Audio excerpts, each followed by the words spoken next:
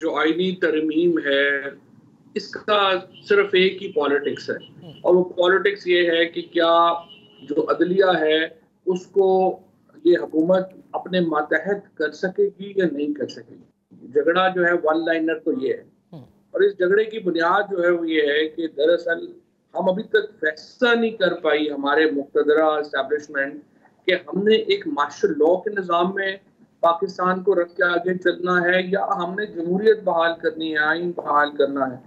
मुसीबत ये है कि जब आप आइन बहाल करते हैं तो फिर हम एक सेपरेशन ऑफ पावर्स के फ़ॉर्मूले के ऊपर आ जाते हैं, हुँ, जहाँ पे अदलिया का, इंतज़ामिया का और हुकूमत का अपना-अपना रोल है। इस वक़्त ज़ाहिर है कि हमें वो रोल नज़र नहीं आ रहा। आपने देखा कि मुकन्ना के ऊपर इंतज़ामिया इतनी हावी है कि उन्होंने पार्लियामेंट से जाके लोगों को जो है वो उठा लिया, और पार्लियामेंट कुछ उसका नहीं कर सकी।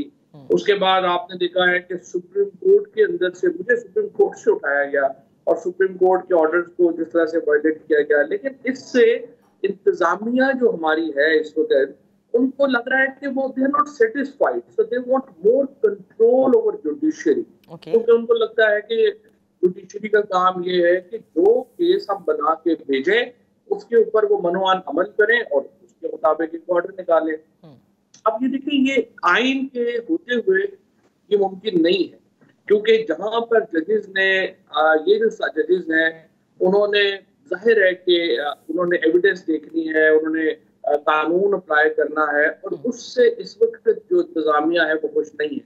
तो बेसिकली तो ये जो सारी आइनी तरमीम है, इसका वाहिद मकसद यही है कि इंतज़ामी कंट्रोल को कैसे बढ़ाया जाए ओके। और कैसे सुप्रीम कोर्ट को अपने मती किया जाए। अच्छा। और इस ये एक लड़ाई है। हुँ, अब इसमें आज जो सुप्रीम कोर्ट ने इसका जो एक जवाब दिया है, उसके नतीजे में ये लड़ाई मज़ीद पेचीदा हुई है, और मुझे ये लगता है कि पॉलिटिकल टर्मॉइल की तरफ, पहले ही टर्मॉइल है, हुँ। इसमें इज़ाफ़ा